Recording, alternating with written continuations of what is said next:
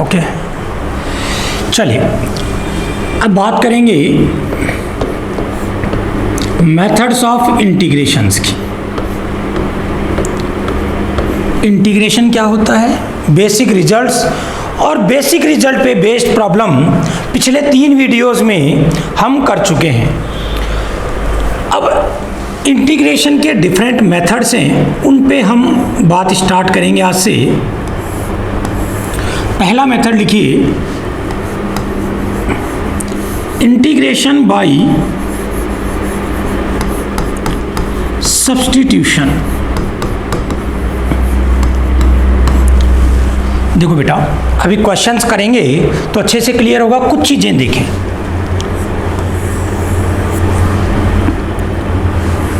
मान लो fx का integration gx है, कोई कांस्टेंट है यहां पे c1, तो x की जगह x का लीनियर आ गया, तो इंटीग्रेशन क्या सिखाया था मैंने, x की जगह x का लीनियर आ गया तो जितना है वो रख दें, x के कॉफिशिएंट से डिवाइड कर दें और कांस्टेंट ऑफ इंटीग्रेशन लगा दें। ये रिजल्ट आपको याद कराया था मैंने, कहां से आया देखिए जरा।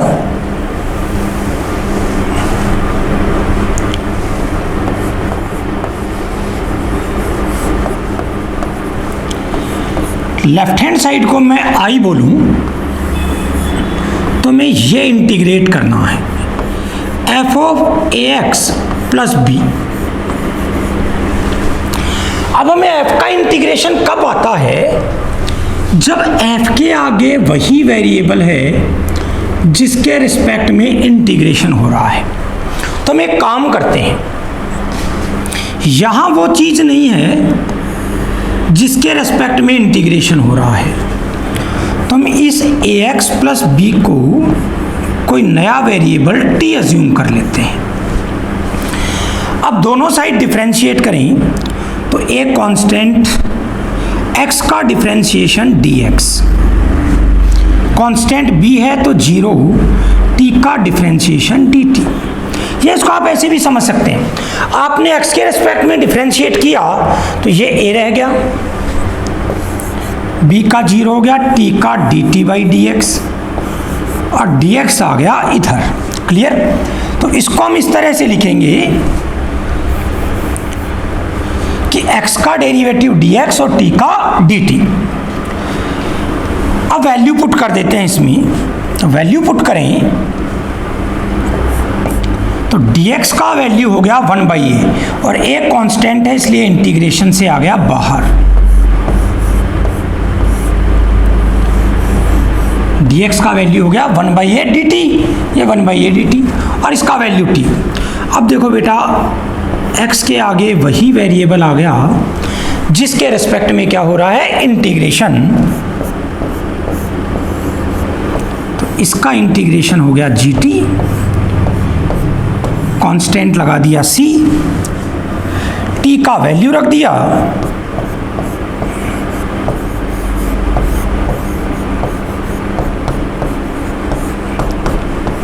अब देखो बेटा ऐसे टेंशन मत लेना इसमें कि सर इसके इंटीग्रेशन में यहाँ c1 आएगा।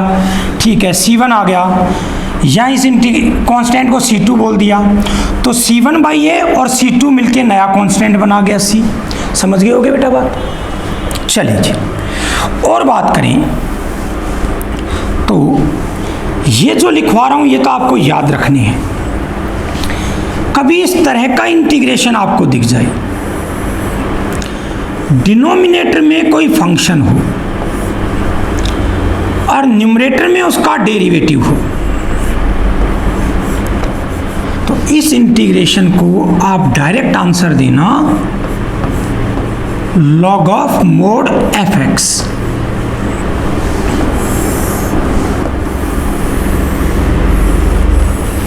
कहां से आया समझ लें, लेफ्ट साइड को मैं i बोलता हूं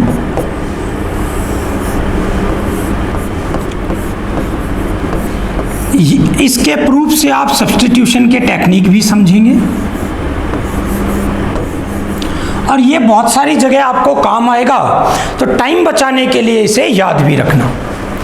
यदि हम f(x) को कोई नया वेरिएबल t माने, डिफरेंशिएट करें तो f(x) का f'(x), x का dx और t का dt। तो f'(x) dx की क्या वैल्यू आ गई? dt वैल्यू आ गई। अब वैल्यू रखें तो ये हो गया dt, ये पूरा तो क्या बन गया? dt बन गया। और f(x) जो है इसका वैल्यू t। 1/t का इंटीग्रेशन आप जानते हैं ln mod t, इंटीग्रेट किया है c लगा दो, t का वैल्यू रख दो, t अज्यूम किया हमने f(x) को। क्लियर बेटा बात? तो ये रिजल्ट आपको याद रखना है। और एक रिजल्ट याद रखना है, किसी क्वेश्चन में ऐसी सिचुएशन दिख जाए और अक्सर दिखेगी आगे, डिनोमिनेटर में अंडर रूट में कोई फंक्शन हो और न्यूमरेटर में इस फंक्शन का डेरिवेटिव हो, तो इसका भी आंसर आपको डायरेक्ट देना है। इसका इंटीग्रेशन होगा 2√f(x) + c। कहां से आया? ध्यान दे लें, लेफ्ट हैंड साइड को हम i बोलें,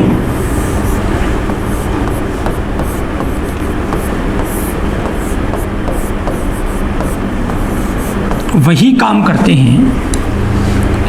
यहां f(x) अंडर रूट में है,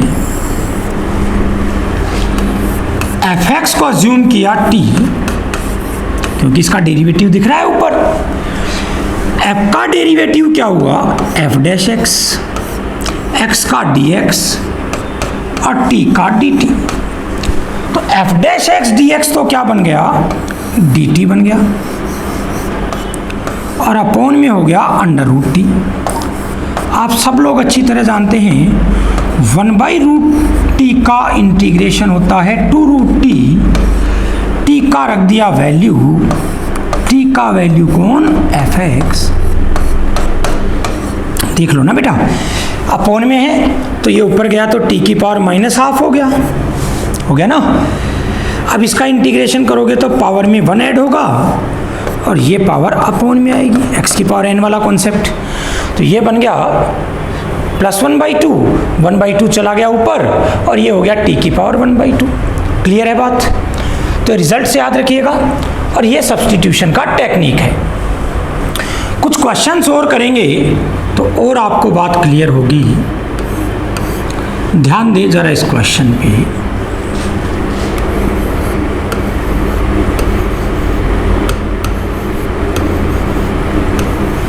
ये इंटीग्रेशन करना है। अब आप क्या बोलोगे? यदि e की पावर में वही वेरिएबल हो जिसके रेस्पेक्ट में इंटीग्रेशन करना हो, तो इसका इंटीग्रेशन में आता है, ये होता है। अब यह दिक्कत क्या आ गई? e की पावर में e की पावर x आ गया, तो हम एक काम करते हैं, इस e की पावर x को t मान लेते हैं। e की पावर x का डेरिवेटिव क्या हुआ?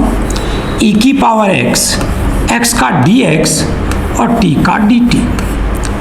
ये पूरी क्वांटिटी क्या बन गई? dt बन गई। e की पावर में बन गया t और ये बन गया dt। अब देखो ध्यान से, e की पावर में वही चीज आ गई जिसके रेस्पेक्ट में इंटीग्रेशन कर रहे थे। e की पावर t का इंटीग्रेशन, e की पावर t, t की रख दी वैल्यू, आसान सी बात है। और एक क्वेश्चन से बात समझते हैं, सेम पैटर्न का क्वेश्चन ले रहा हूं।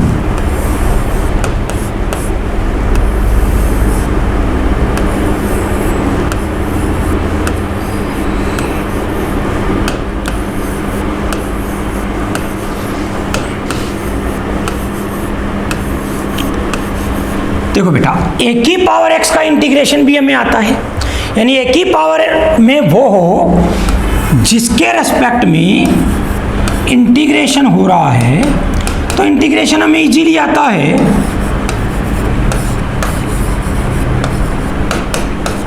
ठीक है, तो हम यहां देखते हैं तो इस 2 की पावर में ये चीज आ गई, इसका इलाज करना है तो मैंने इसको टी माना। देखो बेटा, ये ए और ये ए की पावर कोई फंक्शन, तो पहले इसका डिफरेंशिएशन होगा। ए की पावर, इसको आप एक्स मान लो, एक बार चेन रूल लगा लो, इसका डिफरेंशिएशन, ये डिफरेंशिएशन कर रहे हैं। अब x की जगह आ गया 2 की पावर x, तो 2 की पावर x का डिफरेंशिएशन होगा 2 की पावर x ln2। ठीक है, और फिर x का dx और t का dt, जैसे बोल दो t का dt बाई dx, वो dx इधर आ गया। अब ध्यान से देखो बेटा, ये तीनों क्वांटिटी मैच हो गई यहां से, तो इस प्रोडक्ट का वैल्यू कितना आ गया,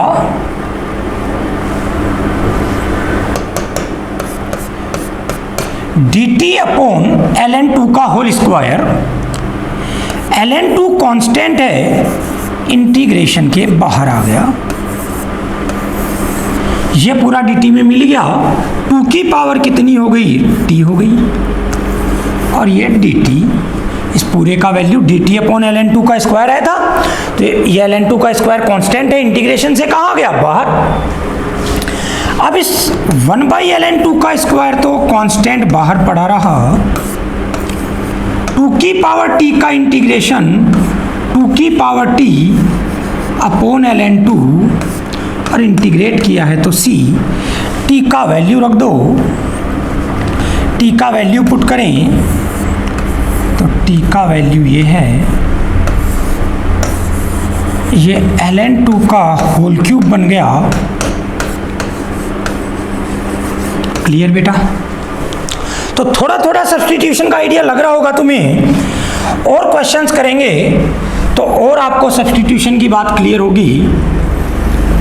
देखो, लिखो क्वेश्चन,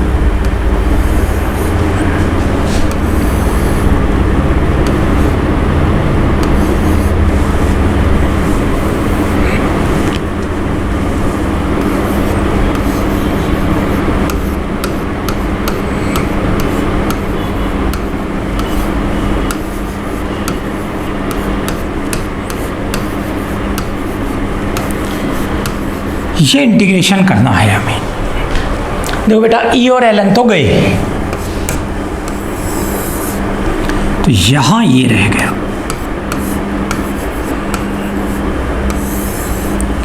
यहां रह गया ये। अब इस क्वेश्चन में देखो क्या प्रॉब्लम है और कैसे अप्रोच करें इसको, देखो जरा ध्यान से। यदि इस चीज का डेरिवेटिव मुझे मिल जाए तो मैं उसको t मान के, या अपॉन में t की क्वांटिटी आ जाएगी, इजीली इंटीग्रेट हो जाएगा। तो dx के साथ ये नजर आ रहा है मुझे, ध्यान से देखो ये किसका डेरिवेटिव है, तो आपको दिख रहा है ये x माइनस 1/x का डेरिवेटिव है। 1/x का डेरिवेटिव क्या होता है, माइनस 1/x स्क्वायर, तो माइनस 1/x है यहाँ, तो इसका डेरिवेटिव करोगे आप तो ये आ जाएगा इतना। तो मुझे एक बात समझ आई कि ये डेरिवेटिव है x माइनस 1/x का। अब जरा इस क्वांटिटी को ध्यान से देखो, क्या ये x माइनस 1/x में कन्वर्ट हो सकती है? यस, डेफिनेटली कन्वर्ट हो जाएगी। इस क्वांटिटी को मैं लिख सकता हूं x माइनस 1/x का होल स्क्वायर, तो x square plus 1/x square minus 2, यहां माइनस 2 है नहीं तो प्लस 2 लगाते ही ये अरेंज हो गया। अब सीधा सीधा दिख गया होगा सब लोगों को, यदि हम इसको t मान लें तो ये तो dt में चला जाएगा और 1/t² plus a² easily integrable हो गया क्वेश्चन। तो अब x माइनस 1/x को हम t मान लेते हैं। इसका इंटीग्रेशन हुआ 1, डिफरेंशिएशन हुआ 1, इसका 1/x² dx equal to dt।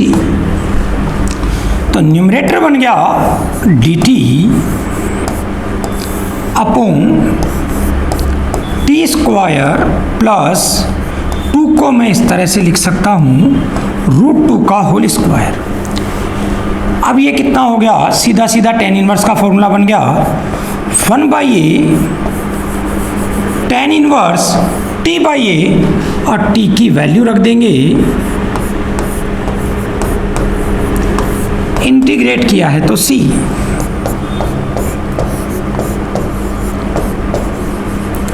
t का वैल्यू रख के एलसीएम लें तो इस तरह का मामला बन जाएगा। तो देखिए बेटा, प्रैक्टिस से सब्स्टिट्यूशन आपको सीखने हैं।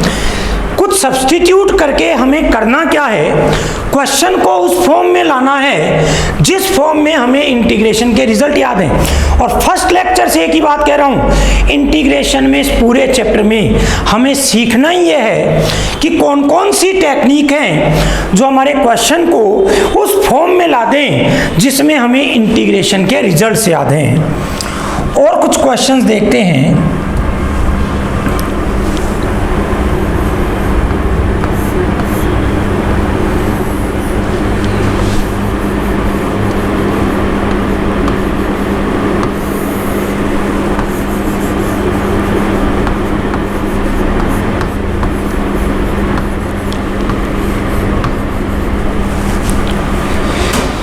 ये इंटीग्रेशन करना है। अब इसको देखते ही आप क्या बोलेंगे कि काश ये sin x ना होता। तो हमने सीखा था इसको सिंगल टर्म बनाते ऊपर जाता, अकेला साइन बनाते ऊपर जाके कोसेक बनता और इंटीग्रेट हो जाता। लेकिन अब तो ये साइन और आ गया, ये प्रॉब्लम करेगा। तो अब दूसरी बात जो नजर आई, आप बोलते कि काश ऐसा होता कि न्यूमरेटर या तो साइन प्लस कोस होता। मैंने कहा इससे क्या फायदा होता, बोले साइन प्लस कोस से साइन प्लस कोस कटता और 1 का इंटीग्रेशन x हो जाता, खत्म सवाल। मैंने कहा तो है तो नहीं ना भैया। तो आप बोलेंगे मुझे कि सर काश न्यूमरेटर ये होता। मैंने कहा इससे क्या फायदा होता, बोले इससे फायदा ये होता, न्यूमरेटर में ये होता तो ये क्वांटिटी इसकी डेरिवेटिव है, तो मैं इसको t मानता, ये dt में मिलता और 1/t का इंटीग्रेशन log t खत्म हो जाता सवाल। मैंने कहा बात तो सही है, तो थोड़ा लगा लो दिमाग। इस sin x को मैं ऐसे लिख दूं, इस sin x को sin x plus cos x minus cos x minus sine x। देखो cos तो कट गया बेटा, minus minus plus 2 sine x है हमारे पास साइन x, तो 2 से कर दिया मैंने डिवाइड। बोलो बेटा ये पूरी क्वांटिटी साइन x के इक्वल हो गई और अपोन में ये। अब सीधा सीधा आपको नजर आ गया होगा, इसके अपोन में ये आया तो ये बना 1 का इंटीग्रेशन x माइनस, इसको फंक्शन बोले तो ये क्वांटिटी इस फंक्शन का डेरिवेटिव, ऊपर डेरिवेटिव नीचे फंक्शन। तो इंटीग्रेशन आपको सिखाया था लॉग मोड फंक्शन।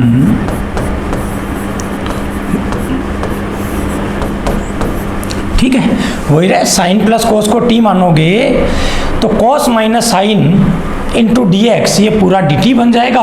तो डी टी अपॉन टी, तो एल एन टी, टी का ये रख दिया वैल्यू। तो कुल मिला के हमारा टारगेट क्या रहेगा, क्वेश्चन को उस फॉर्म में चेंज करना जिस फॉर्म में हमें इंटीग्रेशन के रिजल्ट्स आते हैं। और एक इंटरेस्टिंग क्वेश्चन लेते हैं,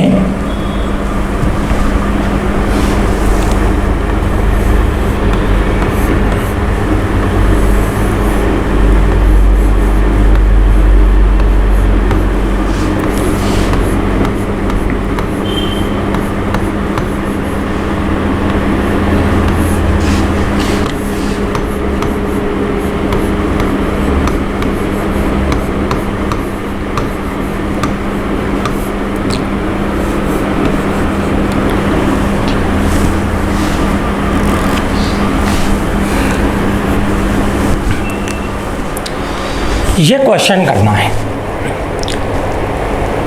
बोले सर क्या दिक्कत है इसमें, पावर 6 को खोल लेते हैं, सबको मल्टीप्लाई कर लेंगे, सारे x की पावर n में कन्वर्ट हो जाएंगे। पर आपको लग गया होगा इतना कैलकुलेशन तो पॉसिबल नहीं है, तो कुछ सब्स्टिट्यूशन सोचते हैं। तो सब्स्टिट्यूशन करेंगे तो डिफरेंशिएशन में हमें dx के साथ डेरिवेटिव चाहिएगा। जरा इस क्वांटिटी को ध्यान से देखो, इसको, इस ब्रैकेट को, इसके साथ x क्यूब हो तो x की पावर 4 का डेरिवेटिव बन जाएगा। तो मैं एक काम करता हूँ, मेरे पास 27 x की पावर 27 पड़े हैं, 3x निकालता हूँ, इसमें ले जाता हूँ, तो यहाँ 4 हो गए, यहाँ 5 हो गए। आप जानते हो ये पावर 1 कम होती है, ऐसा काम डेरिवेटिव में होता है। अब बच गए यार 24x, x की पावर 24। मैं इस ब्रैकेट में ले जाऊंगा तो यहाँ पावर 6 है, तो 4 अंदर जाएंगे, तो ये x की पावर 4 हो गया, ये 5 हो गया और ये 6 हो गया। समझो इस बात को अच्छे से। अरे यहाँ 24x बचे ना, x की पावर 24, तो यहाँ पावर 6 है, तो अंदर तो x की पावर 4 ही पहुंचेंगे ना। अरे x की पावर 4 कॉमन लोगे तो मल्टीप्लाई होके 24 बाहर निकलेगी ना। अब ठीक से देख लो बेटा, यदि इसको हम t मान लें तो ध्यान से देखो बेटा, इसका डेरिवेटिव ये रहा,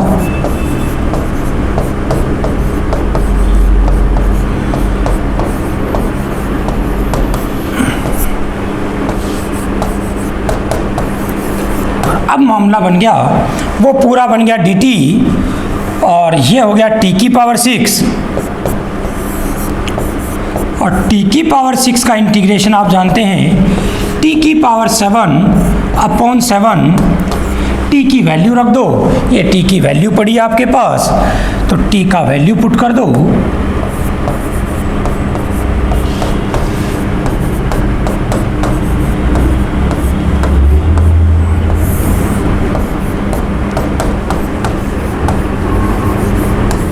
क्लियर। चलिए और देखते हैं एक आध question.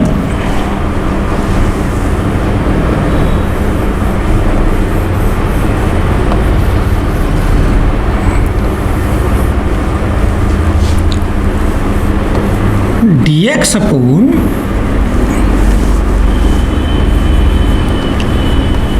sec x plus sin x, बहुत इंटरेस्टिंग क्वेश्चन है, स्टार मार्क कर लेना क्वेश्चन पे। पहले तो मैं इसको सारे को साइन कोस में चेंज करता हूँ, तो सेक को लिखता हूँ 1/कोस, कोस एलसीएम लेता हूँ, तो ऐसा मामला बन गया। अब देखो थोड़ी देर पहले ही हमने देखा था, साइन प्लस कोस की चीजें आ जाएं तो ऊपर वो साइन प्लस कोस या उनके डेरिवेटिव बना के काम चल जाएगा। ये sine x into cos x है। यदि इसके साथ 2 यहाँ और हो या 2 और हो तो इस कांस्टेंट को sine square plus cos square लिख के साइन प्लस कोस हम आसानी से बना सकते हैं। तो हम एक काम करते हैं, 2 से मल्टीप्लाई करते हैं तो 2 से डिवाइड करेंगे, तो ये भी 2 से डिवाइड होगा, तो 2 को लिख दिया मैंने 1+1। अब बताओ बेटा, ये क्रिएट कर लेगा साइन प्लस कोस,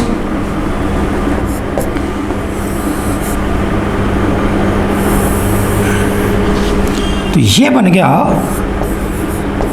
1 को लिख दो sine square plus cos square, sine x plus cos x का स्क्वायर, और ये बन गया 1। बोले अभी 2 cos x न्यूमरेटर में है। बोले सर अब क्या करें? मैंने कहा आप सोचो, यदि इसका डेरिवेटिव मिल जाए मुझे, तो यहाँ पे इसका डेरिवेटिव मिल जाए तो इसको t मान लें, तो वो चीज़ तो dx के साथ dt बना गई, और ये हो गया t square plus a square upon में, तो इजीली इंटीग्रेबल हो गया tan इनवर्स वाला। तो इसका डेरिवेटिव होगा कोस माइनस साइन, बोला बात तो ठीक है, पर कोस माइनस साइन नहीं है, ऊपर 2 कोस है। मैंने कहा चलो उसका भी करेंगे कुछ ना कुछ इलाज, देखेंगे उसको भी। तो ये 2 कॉस हो गया, कोस प्लस साइन लिख दिया।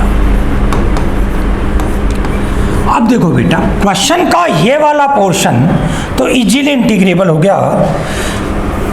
यदि इस हाफ को मैं देखूं तो इंटीग्रेशन बन गई, ये तो इजीली इंटीग्रेबल हो गया।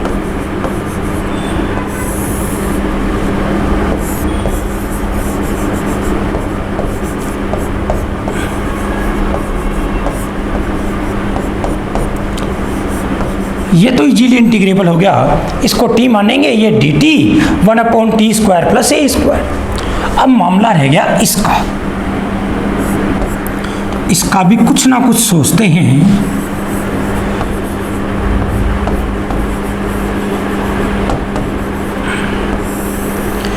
ये पूरी क्वांटिटी मिलके क्या थी, ये थी 2 + 2 sin x cos x, actual में यही थी ना।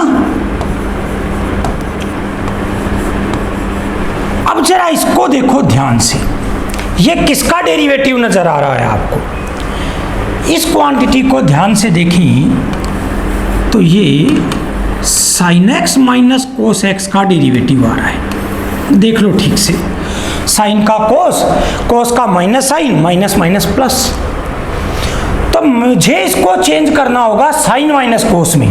आप अच्छी तरह जानते हैं साइन माइनस कोस के स्क्वायर में -2 sin x cos x आता है। तो एक काम करते हैं,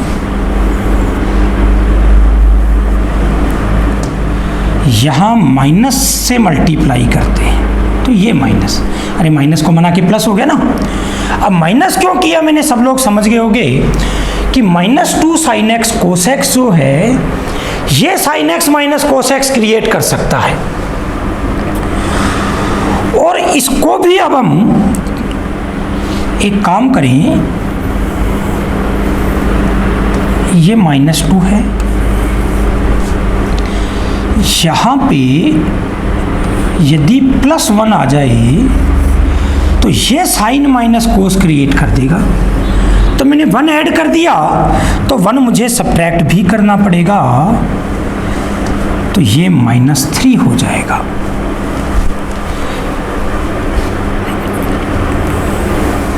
अब बेटा इस इंटीग्रेशन को तो इसको t माना तो ये dt t² प्लस a², 1 है a का वैल्यू, तो 1/a tan इनवर्स t का वैल्यू रख दिया। ये इंटीग्रेशन तो हुआ सॉल्व। इसको ध्यान से देखें बेटा,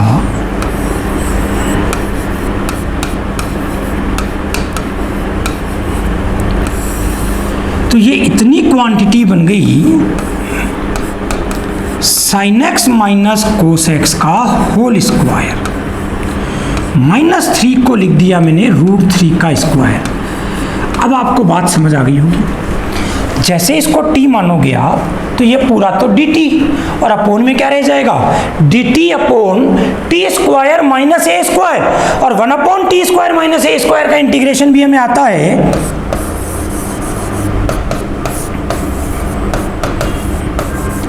इसका इंटीग्रेशन क्या हो जाएगा, 1/2a, a का वैल्यू ये ln मोड t माइनस